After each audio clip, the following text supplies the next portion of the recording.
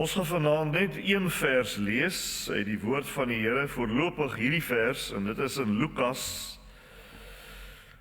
Lukas Evangelie, hoofstuk 24, by vers 50. Lukas Evangelie, hoofstuk 24, heel laaste hoofstuk, vers 50. Dis hoe Lukas eindig, en dan weet ons Handelinge gaan weer daaraan, want Handelinge is deel 2 van Lukas. So jy sal sien, Handelinge hervat weer hier.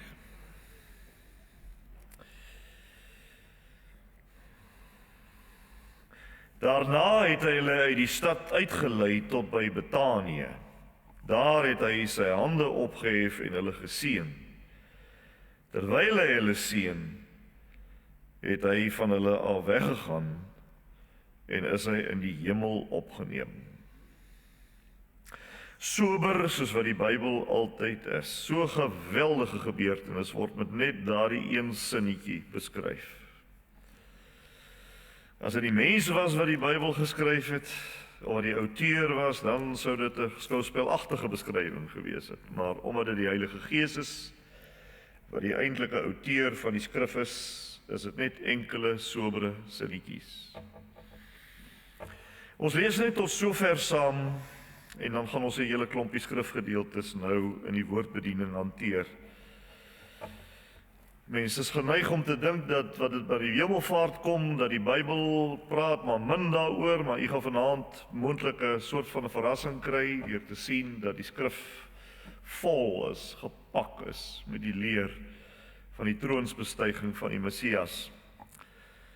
Wonderlike waarheid. Ek dink as die kerk van die Here geweet het, of besef het, wat die impak, die boodskap, die belang hiervan is, sal die kerke vol wees. Want sonder die troonsbestuiging van die Here Jesus, help dit nie, jy praat oor die kruis en die opstanding nie. Help dit nie, jy praat oor die geboorte nie, ensovoorts. En jy kan ook nie oor Pinkster praat as jy nie oor die hemelvaart van Christus praat nie. So dit alles steek in mekaar soos 'n legkaart. Die Here Jesus is voor die oë van sy disippels van die aarde af opgelig en opgeneem in die hemel. So lees ons dit in Handelinge 1 vers 9. Hy is geneem na die majesteit van die Vader toe. En hy is daar, sê Hebreërs 9:24, vir ons ten goeie. En hy bly daar, totdat hy terugkeer, om reg te spreek oor die lewendes en diegene wat reeds gesterwe het, sê Matteus 24:30. Nou, in 'n neutedop is dit wat ek nou vir u gesê het, die kern van wat die ware kerk van Christus oor al die eeue heen oor Jesus se hemelvaart glo en bely. Ek het dit net vir u saamgevat in 1 of 2 sinnetjies. Maar dit is die hart en die kern van wat die kerk oor 2000 jaar opstaan. En as ons vanaand in hierdie diens en in hierdie gemeente daarop staan en ons doen, dan neem ons hande met 'n massiewe skare van biljoene wat oor 2000 jaar terugloop. Die ware kerk van die Here Jesus Christus. Maar het die Here Jesus dan nie in Matteus 28 vers 20 vir ons beloof dat hy tot by die einde van die wêreld by ons sal wees en bly nie? Nou hoe kan hy dan na die hemel gevaar het? Dit maak net nie sin nie. Hy is weg na die majesteit van die Vader en hy is by ons tot die einde van die wêreld. Hoe moet 'n mens sin daarvan maak? Sien in die verbeelding net vir 'n oomblik die volgende prentjie wat ek vir u gaan skets. Ons Here Jesus Christus, en hier is die antwoord op daai vraag. Ons Here Jesus Christus is van alle ewigheid af God. Maar hy is nie van alle ewigheid af mens nie. Die menslike natuur het hy kom byneem toe hy in Bethlehem uit die maagd Maria gebore is. En sedertdien is hy een persoon, die persoon van Christus, maar die een persoon besit twee nature, ware God en ware mens, en so sal hy dit vir altyd en altyd en altyd bly. Hy gaan nie sy menslike natuur, wat hy opgelaai het in Bethlehem, gaan hy nie weer aflaai nie. Hy hou nou daardie twee nature in die een persoon vir ewig. So sal dit altyd bly. Sy goddelike natuur is uiteraard verenig met sy menslike natuur. Alhoewel sy goddelike natuur ook buite die menslike natuur teenwoordig is, want God is oral. Dis een van die godheid se kenmerke, dat hy alomteenwoordig is. Met ander woorde, hier het jy die een Christus, in die een Christus is daar twee nature, ware God en ware mens, hulle is met mekaar verenig, maar die goddelike natuur is buite die menslike natuur teenwoordig oral, terwyl die menslike natuur plekgebonde is. Net op een plek. En dit is op die oomblik aan die regterhand van die majesteit, van die Vader. Maar sy godheid is oral. En dit is baie belangrik om dit te verstaan. Jy sê, joe, op 'n donderdag aand raak ons daarom nou tegnies, hoe moet 'n mens van vlees en bloed dit hanteer? Maar as jy mooi gaan dink, dan sal jy verstaan, of as jy daaroor gaan nadink dalk as jy wil, dan sal jy verstaan hoe belangrik dit is vir ons om dit te verstaan, want met eens gee dit vir jou 'n belangrike antwoord op die vraag hoe Christus hier en daar gelyktydiglik kan wees na die hemelvaart. En so ook by die nagmaal. As jy dit nie verstaan jy ook nie die nagmaal nie. Dit is nie so dat daar die een persoon van Christus is met twee nature, God en mens verenig, en dat die twee nature van mekaar geskei is nie. Dis nie waar nie. Dis net 'n kwessie van dat sy goddelike natuur nie ingeperk kan word deur plek en ruimte nie, en oral teenwoordig is, alhoewel sy menslike natuur plekgebonde is, tans by die Vader. En nie soos die Rooms-Katolieke en ander sê, ook by die nagmaal nie. Daarom aanvaar ons nie tussen hakkies dat die brood by die nagmaal verander word in die fisiese Christus nie. Want ons sê, die menslike natuur van Christus is nie oral teenwoordig soos Luther gesê het nie. Maar hy is plekgebonde by die Vader, maar sy goddelike natuur kan nie plekgebonde wees nie, en is oral teenwoordig, alhoewel, wie kan die sinnetjie voltooi wat ek nou gaan sê? Alhoewel die twee nature nie geskei is nie. Halleluja. Nie geskei is nie. Nou, op 'n donderdag aand, die Hemelvaartdiens, Tafelberg gemeente, ek weet nie of julle dit besef nie, maar julle leer ongelooflike groot hap teologie, want hierdie is belangrike goed, waaroor die kerkvaders vir eeue gestry het. En eintlik is dit so eenvoudig om te verstaan, maar dit is so belangrik om dit te verstaan, om die evangelie te kan verstaan. Die godheid van die Here Jesus Christus kan nie deur ruimte of plek beperk word nie. Kyk, wat staan daar in Jeremia 23 van God gesê, en dit is net so van die godheid van Jesus waar. Vol ek dan nie, dit sê Jahwe, die God in die Ou Testament, wat God die Vader is, vol ek dan nie hemel en aarde nie, sê die Here. Jy kan dadelik sien dat ons hier met 'n wonderwerk van bo te maak het wanneer dit kom by die hemelvaart van Jesus Christus. Dis 'n absolute godswonder, dis nie iets waaroor 'n mens ligtelik kan praat nie. En dis nie iets wat sommer net toevallig gebeur, 'n deel van 'n mooi storieetjie nie. Ons kort nou net hier in hierdie storie en nog hierdie mooi dingetjie. En nou sit ons dit in. Nee. Dis nie iets wat sommer maar net gebeur het nie. Nee, die hemelvaart van die Messias is eeue en eeue tevore reeds in die Ou Testament vasgemaak en voorsê. Wie dit geweet? Hier is die Ou Testamentiese begronding. In die eerste plek sien ons dit in die Ou Testament, sien ons dit in tipes. Byvoorbeeld, Elia was 'n tipe van die Messias in sy hemelvaart, en ons lees dit in 2 Konings, hoofstuk 2 vers 1. Die tyd het gekom dat die Here vir Elia in 'n stormwind in die hemel sou opneem. So met ander woorde, die Here Jesus is nie die eerste persoon in die geskiedenis wat in die hemel opgeneem is lewend nie, en in menslike gestalte nie. Elia was 'n Ou Testamentiese profetiese tipe daarvan. Maar daar was nog 'n persoon, wie weet wie dit is? Ons lees daarvan in Hebreërs hoofstuk 11 vers 5. Omdat Henog geglo het, is hy weggeneem sonder dat hy dood gegaan het. En hy was nêrens te vind nie, omdat God hom weggeneem het. Van hom word getuig dat hy voordat hy weggeneem is gelewe het soos God dit wil hê.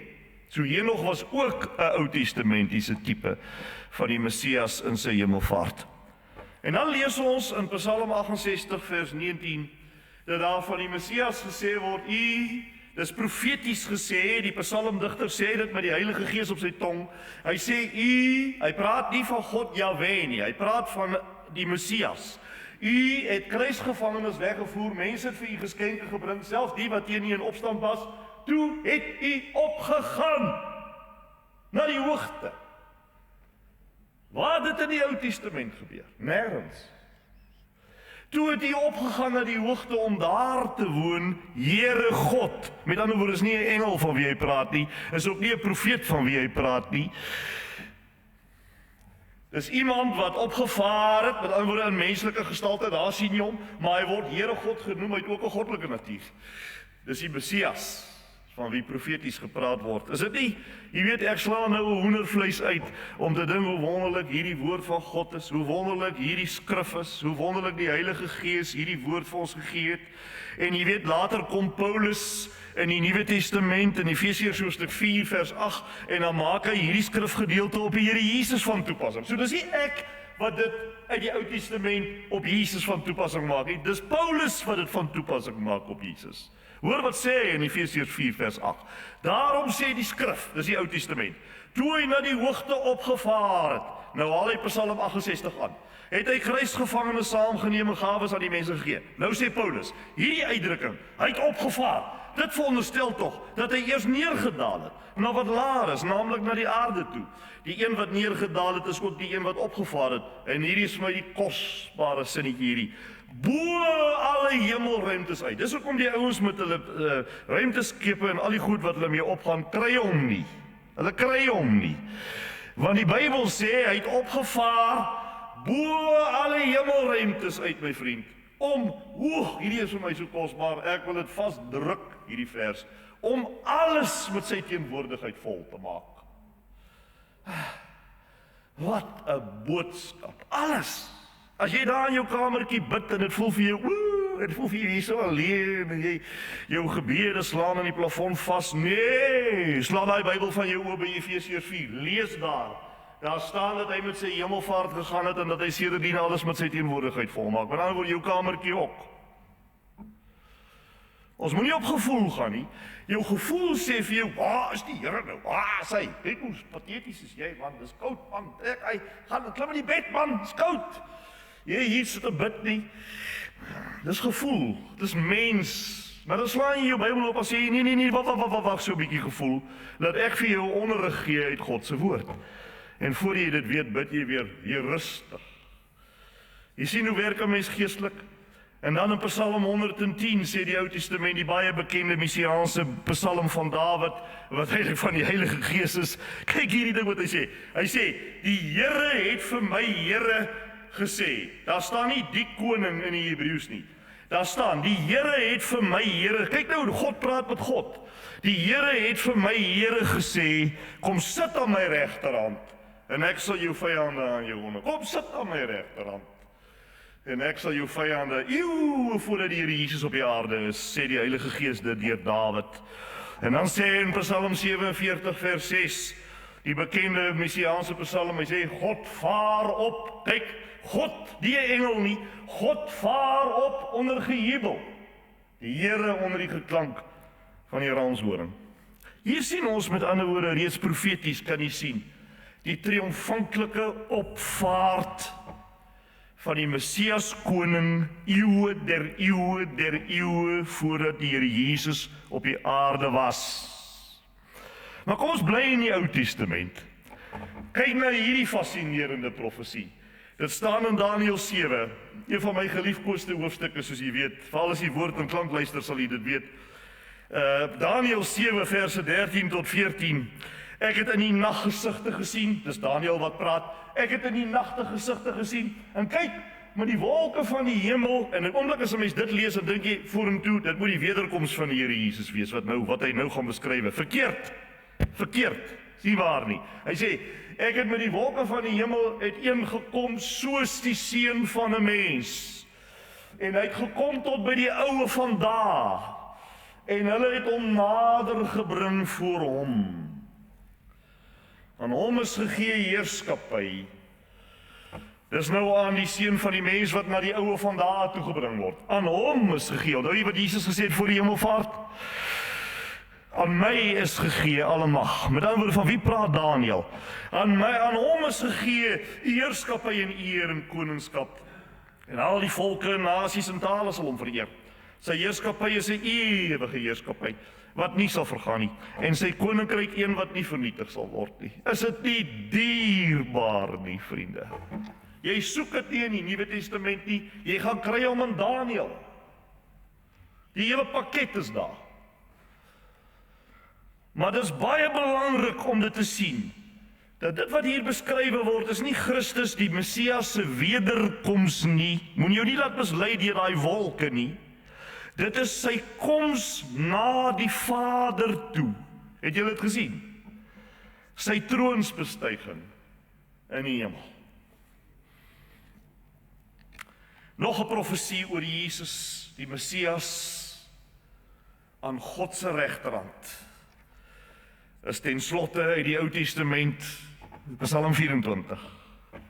Poorte, lig julle koppe op, verhef julle ewige deure, dat die ere koning kan ingaan. Jy sien, hy gaan in, hy kom van iewers af, hy gaan in. Wie is hierdie ere koning?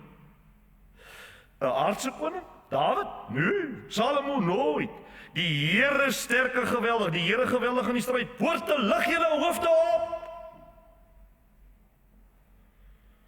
Lig julle ewige deure op, dat die ere koning kan ingaan. Wie is hy tog, hierdie ere koning? Die Here van die leerskare. Hy is die ere koning. Baie kerkvaders deur die eeue het hierdie Psalm, dis Psalm 24, verbind aan Christus se hemelvaart en veral ook sy intog. Dit is so kosbaar. Ek wens, waarom is daar iets soos tyd, dat 'n mens kan nog verder gaan. 'n Mens leer baie meer goed uit die Ou Testament van detail dinge wat gebeur het vir die onsigbare oog, as wat jy uit die Nuwe Testament leer, vriende.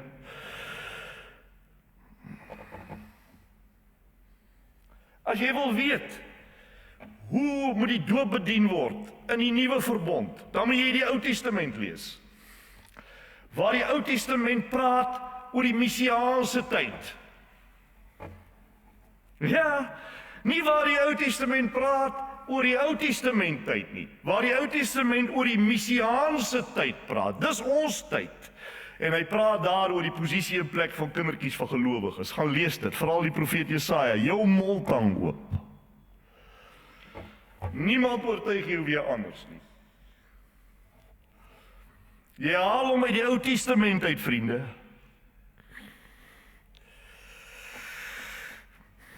Dis wat betref die Ou Testament wat die hemelvaart van die Here Jesus betref. Nou, Tweedens, terwyl die Here Jesus toe op die aarde was, nou beweeg ons nader in tyd. Terwyl die Here Jesus op die aarde was, het hy in die 3,5 jaar wat hy bedien het hy op 'n hele paar geleenthede, het hy sy eie troonsbestuiging voorsê. Hy het vir die disippels gesê dit gaan gebeur. En ook in gelykenisse het hy dit gesê. Byvoorbeeld in Lukas 19 vers 12, in daardie gelykenis het hy gesê, 'n man van adelike afkoms het na 'n ver land toe op reis gegaan, dis hy self, om as koning aangestel te word en dan terug te kom. Dis 'n gelykenis, maar dis presies wat gebeur het. 'n man van adelike afkoms, wie het dit al ooit gelees? Daar moet iemand wees. 'n man van adelike afkoms het na 'n ver land toe op reis gegaan om as koning aangestel te word en dan terug te kom. Dis nog nie vervul nie. Ons wag op dit. In Johannes 6:62 sê die Here Jesus vir die disippels, wat dan nog as julle die Seun van die Mens sien opvaar? Na waar hy voorheen was, en aan Handelinge 1 lees ons, hulle het dit gesien. Met hulle eie oë. En dan in Johannes 16 vers 28 staan daar, ek het van die Vader afgekom, en ek is hier in die wêreld, nou verlaat ek weer die wêreld, en ek gaan na die Vader toe. En in Johannes 14 vers 2 sê die Here Jesus, in die huis van my Vader is daar baie woonplek, as dit nie so was nie, sou ek dit vir julle gesê het. Ek gaan om vir julle plek gereed te maak. En in Johannes 14 vers 12, net 'n paar verse verder aan sê hy, dit verseker ek julle, wie in my glo, sal ook die dinge doen wat ek doen, en hy sal nog groter dinge doen as dit, omdat ek na die Vader toe gaan. En in Johannes 7:33 sê Jesus, nog net 'n kort tydjie is ek by julle, en dan gaan ek terug na hom toe wat my gestuur het.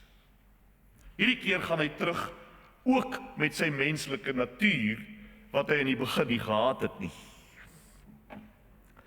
En in Johannes 3 vers 13 staan daar, dat die Here Jesus sê, niemand op die aarde was al in die hemel nie, behalwe hy wat uit die hemel uitgekom het. Naamlik die Seun van die Mens.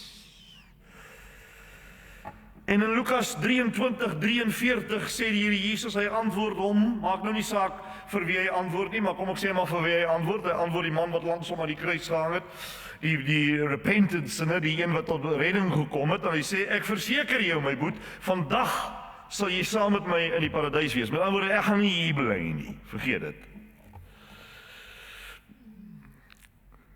En in Johannes 20:17, toe sê Jesus vir haar, dis vir Maria, en dis na Jesus se opstanding, toe sy vir hom wou omhels, hy sê, moet my nie vashou nie, want ek het nog nie na my Vader toe opgevaar nie, maar gaan na my broers toe en sê vir hulle, ek vaar op na my Vader toe, wat ook julle Vader is, na my God, wat ook julle God is. Julle weet dat Jesus het nooit gepraat van ons Vader en ons God nie. Dis altyd julle Vader en my Vader, julle God en my God. Daar's altyd 'n verskil in relasie tussen Jesus en die Vader en die kinders van die Here en die Vader. Daar's 'n verskil in relasie. En nou Vader, Johannes 17:5. En nou Vader, verheerlik my by U self. O, dis 'n baie wonderlike hoëpriesterlike gebed. Hy sê, daai hele gebed kan 'n mens opeet soos 'n soetkoek. Dis 'n wonderlike hoofstuk. En nou Vader, verheerlik my by U self, met die heerlikheid wat ek by U gehad het voordat die wêreld bestaan het. Wie kan ontken dis die ewige oorsprong van Christus? Duidelik en helder. Voordat die wêreld gemaak is, Spreuke 8 sê die Here Jesus was die vreugde aan God se regterhand toe God alles geskep het. Die Messias het hom die blydskap gegee. Spreuke 8. Hier bid Jesus met ander woorde in hierdie vers direk vir sy terugkeer na die hemelse heerlikheid. Hy bid direk daarvoor. Maar voordat die wêreld bestaan het, was Jesus in heerlikheid by die Vader, maar sonder, wie kan die sinnetjie voltooi? Maar sonder sy menslike natuur. Maar nou dat hy teruggaan, het hy dit ook.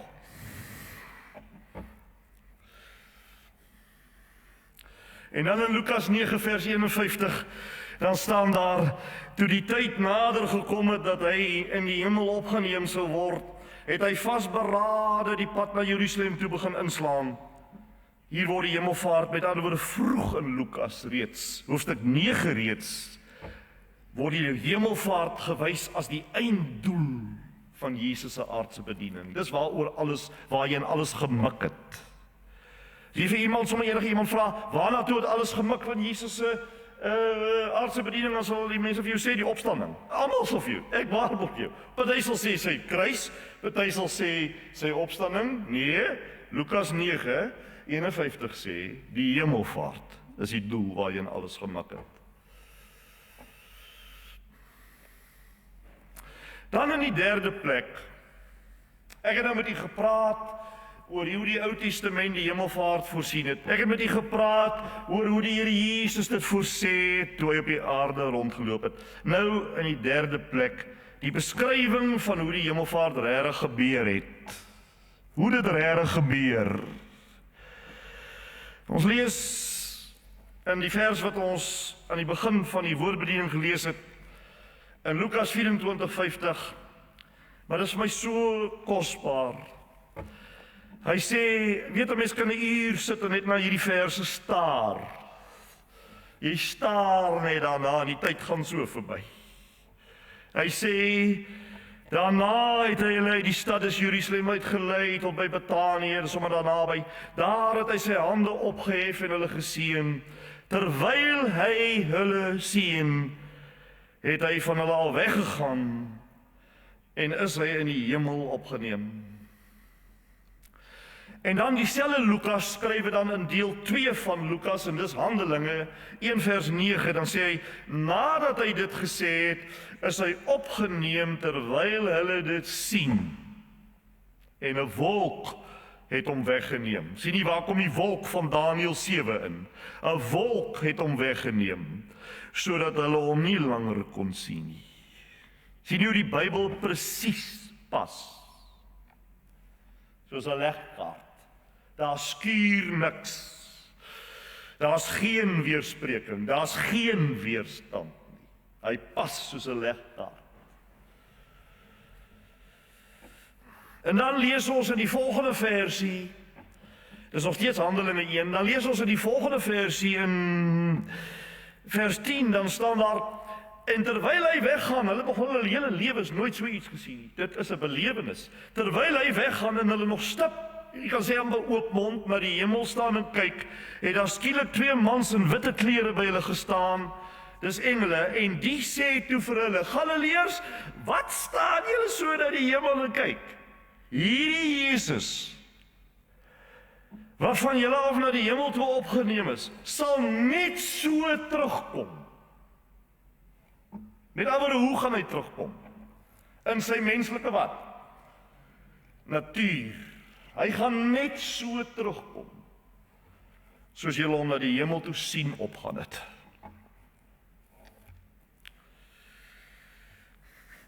En dan lees ons in Markus 16 vers 19, nadat die Here Jesus dit vir hulle gesê het, is hy in die hemel opgeneem, dis hoe Markus dit beskrywe, deur die oog van Petrus natuurlik, en het hy aan die regterhand van God gaan sit, 'n presiese vervulling van Daniël 7, is dit nie? En ons lees in Lukas 24:52, hulle het hom aanbid. Iemand wat sê Jesus is nie God nie. Hulle het hom aanbid.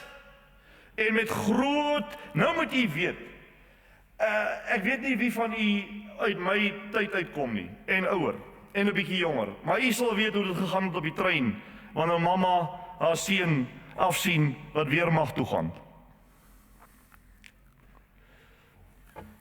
Of hy kom op 'n pas huis toe, hy kom op 'n pas huis toe, by my geval was dit nie my mamma nie, en dan weet hy gaan grensdiens doen, oor 3 weke gaan hulle op.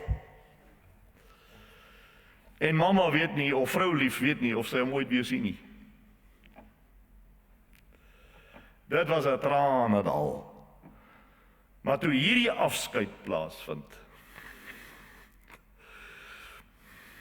kyk wat staan daar. Blydskap het hulle na Jerusalem teruggegaan. Daar was hulle voortdurend in die tempel besig om God te prys. Dit wys dat die disippels die hemelvaart nie as 'n verlies beleef het nie. Skryf dit in die Bybel in die kantlyn. As baie mense skryf nie in hulle Bybel nie, maar as jy in die Bybel skryf dit daar. Dis nie as 'n verlies beleef nie, maar as 'n wat? 'n oorwinning. As 'n wat nog? 'n troos. En dan in die 4de plek, hoe sien die res van die Nuwe Testament die hemelvaart nou in trierad? Byvoorbeeld die Nuwe Testament brieweskrywers soos Paulus, Johannes en Petrus, hoe sien hulle die hemelvaart in trierad met die terugkyk op wat gebeur het? Die apostel Paulus sê, en weet jy, hierdie gedeeltes is so heilig dat 'n mens, jy voel dat jy amper jou skoene kan uittrek. So wonderlik is dit. Laat ek dit stadig vir u lees. Ons lees hoe die apostel Paulus onder leiding van die Heilige Gees sê in Efesiërs 2 vers 6. Hy sê, in Christus Jesus het God ons saam met hom opgewek uit die dood en ons saam met hom 'n plek in die hemel gegee. Dis mense van wie hy praat wat nog op die aarde is, die kinders van die Here wat in Efese gemeente was. Maar hy sê, hoorie, julle is deur God ingesluit by Jesus se hemelvaart. Soveel so, dat julle nou reeds 'n plek in hom in die hemel het. Julle sit al reeds in hemelse plekke.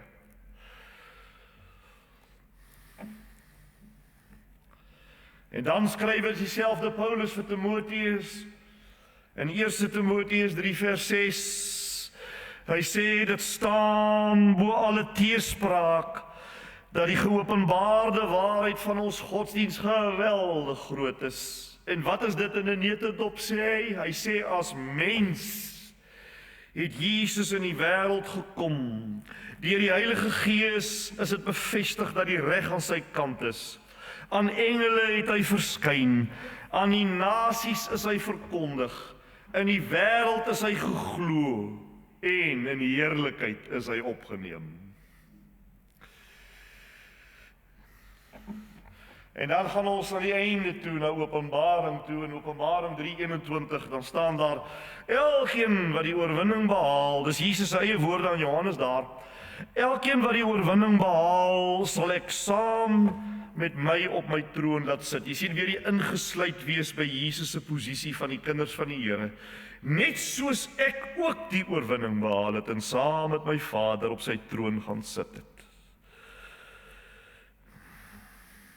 Petrus beskryf dit so in 1 Petrus 3:22 en dan sê hy van Jesus, dan sê hy is nou, met ander woorde is na die hemelvaart, dekades daarna, nou skryf Petrus die brief, hy is nou, met ander woorde daai nou geld ook vir 2026, net so, hy is nou aan die regterhand van God, nadat hy die engele en die magte en die kragte aan hom onderwerp het, en die hemele ingegaan het.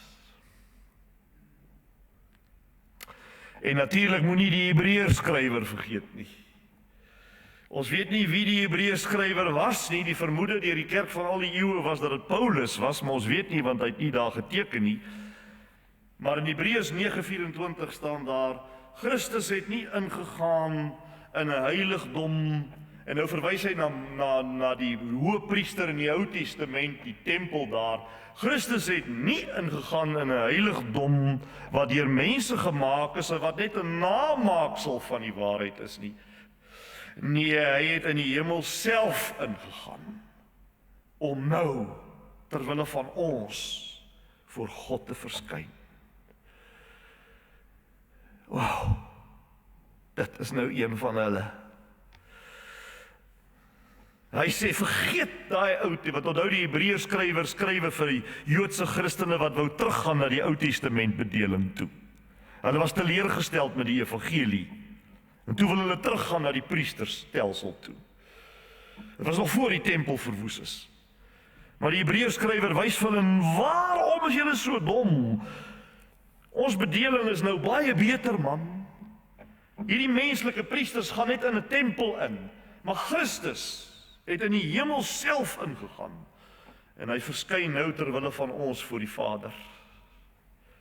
Ons lees dit ook in hoofstuk 4, vers 14, dan staan daar, terwyl ons dan nou 'n groot hoëpriester het, wat reeds deur die hemele gegaan het, Jesus, die Seun van God, laat ons vashou aan die geloof wat ons bely. Met ander woorde, moenie moed opgee nie. Moenie moed opgee nie. En dan lees ons die apostel Paulus skrywe vir die Filippense, in Filippense 2 by vers 9, hy sê, daarom het God vir Christus tot die hoogste eer verhef, en hom die naam gegee wat bo elke naam is, sodat in die naam van Jesus elke knie sou buig, die wat in die hemel en die wat op die aarde en die wat onder die aarde is, en elke tong sal bely dat Jesus die Here is, tot eer van God. Wys met ander woorde op die hemelse verhoging en die universele heerskappy van Christus. En dan moet ons die Handelinge weggooi nie. Ons lees in Handelinge 7:55, maar Stefanus is net voordat hulle hom doodgegooi het met klippe, maar Stefanus vol van die Heilige Gees het stip, dis toe die eerste paar klippe op hom val, het stip na die hemel gekyk en die heerlikheid van God gesien en vir Jesus gesien, wat aan die regterhand van God staan. Met ander woorde, wanneer 'n martelaar sterwe, dan staan hy op. Dis soos 'n saliet.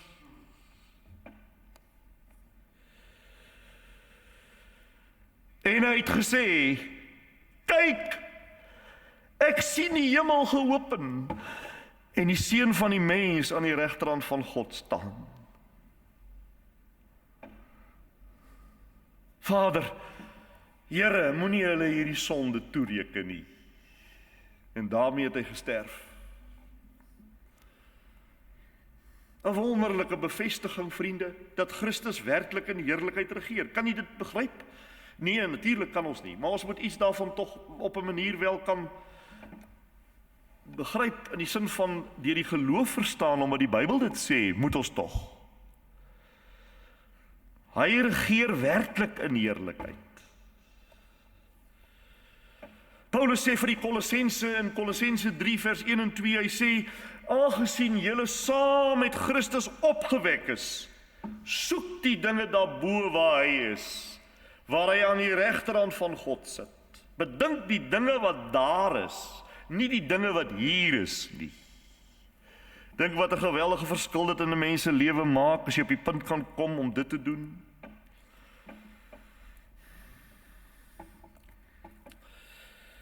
Dan in die laaste plek, kortliks, is die 5de plek, wil ek vir die kortliks wys.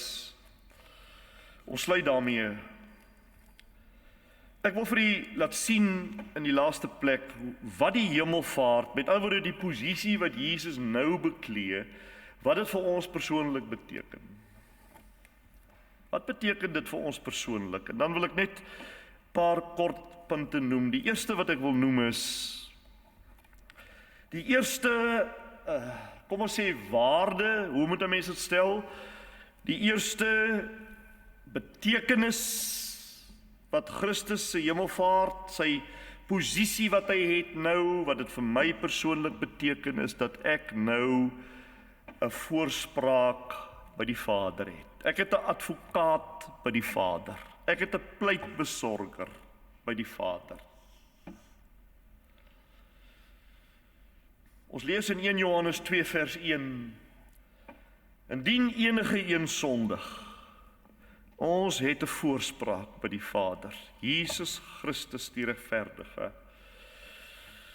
En hy herhaal dit ook, Paulus herhaal dit ook aan die Romeine, in Romeine 8, dan sê hy, vers 34, dan sê hy, wie is dit wat ons veroordeel? Christus Jesus is dit wat gesterwe en opgestaan het, en wie aan die regterhand van God is en wat vir ons intree.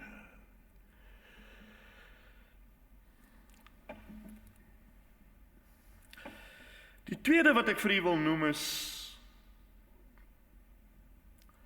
in Jesus se menslike natuur, wat by die Vader is, plekgebonde is ons menslike natuur ook gewaarborg om uiteindelik daar te arriveer. Dis 'n lang sin, moet ek dit weer sê.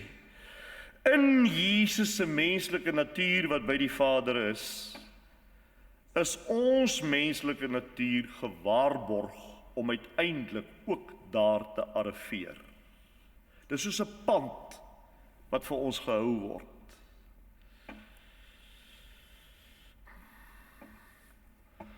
Jesus sê in Johannes 14:2, in my Vader se woning is daar baie woonplek.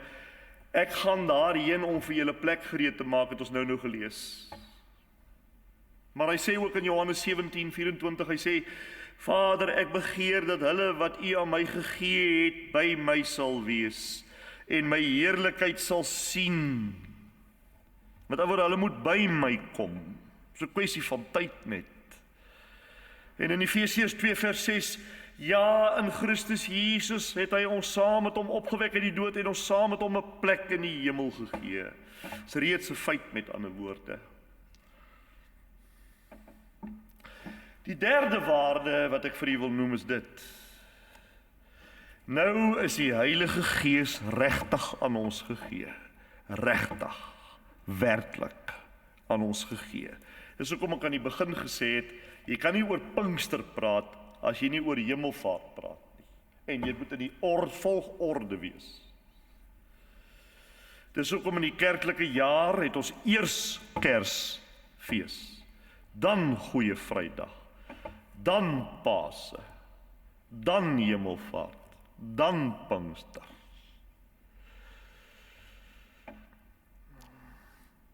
Ons lees in Johannes 14:16, Jesus sê, ek sal die Vader vra, en hy sal julle die helper stuur, wat vir ewig by julle gaan bly, die Gees van die waarheid. En in Johannes 16:7 sê hy, dit is tot julle voordeel dat ek weggaan, want nou sal die helper na julle toe kom. Jy sien hoe is die koms van die helper, die Heilige Gees, gebou op Jesus se weggaan na die troon toe. En dan in Handelinge 2:33 staan daar, verhoog aan die regterhand van God het Christus van die Vader die beloofde Heilige Gees ontvang, wat nou uitgestort is. Daar is die hele drie eenheid in een vers. Die hele drie eenheid in een vers. Verhoog aan die regterhand van God het Christus van die Vader die beloofde Heilige Gees ontvang, wat nou uitgestort is. So om het menslik te stel, Jesus het hemel gevaar, hy het by die Vader gekom, hy het die troon gaan sit, die Vader het aan hom, dis net menslik gesê, het aan hom die Heilige Gees geskenk en die het hy uitgestort op Pinkster.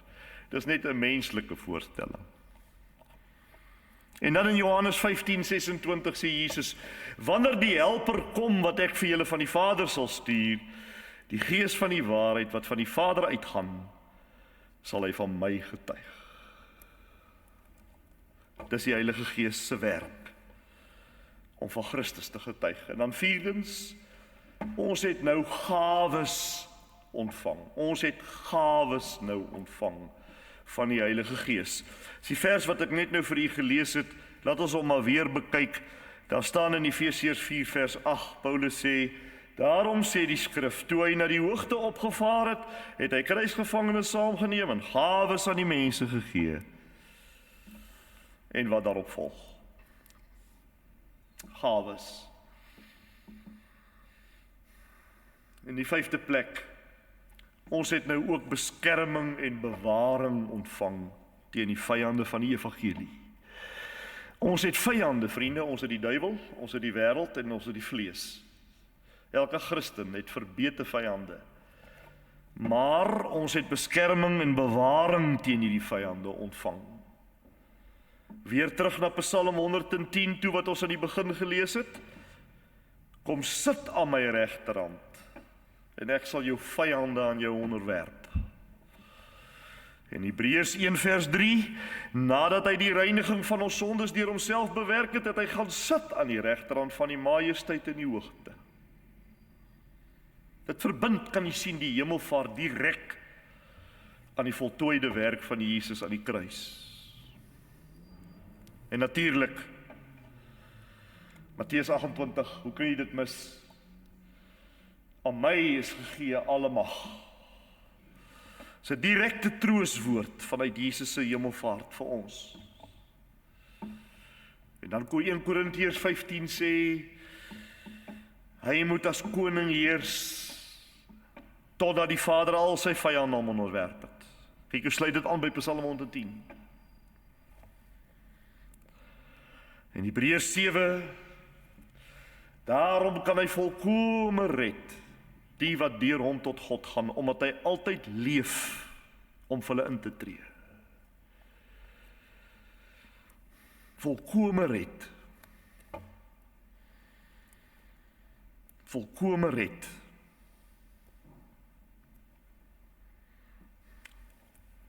En voor ons bid, Romeine 10, vers 6. Die geregtigheid wat uit die geloof is sê, moenie in jou hart sê, wie gaan opklim na die hemel toe nie, dis om Christus af te bring nie, of wie sal neerdaal in die diepte nie, dis om Christus uit die dood terug te bring nie, met ander woorde is nie nodig nie. Waarom is dit nie nodig nie? Wat sê hy nie? Waarom is dit nie nodig nie? Presies. Omdat hy aan die regterhand van die Vader sit. Daarom is al daardie pogings nutteloos. Alle godsdienste wat buite Jesus is, doen dit. Almal van hulle.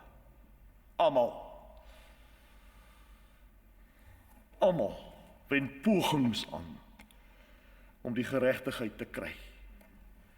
Behalwe die wat ontdek het, dis volbring, dis nie meer nodig nie. Want hy sit aan die regterhand van die Vader. Wat 'n wonderlike evangelie is dit nie?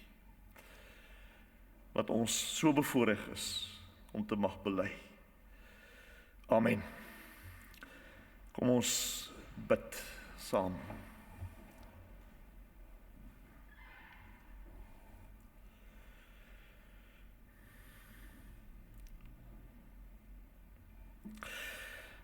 Ons dank U, Vader, vir die woord van God.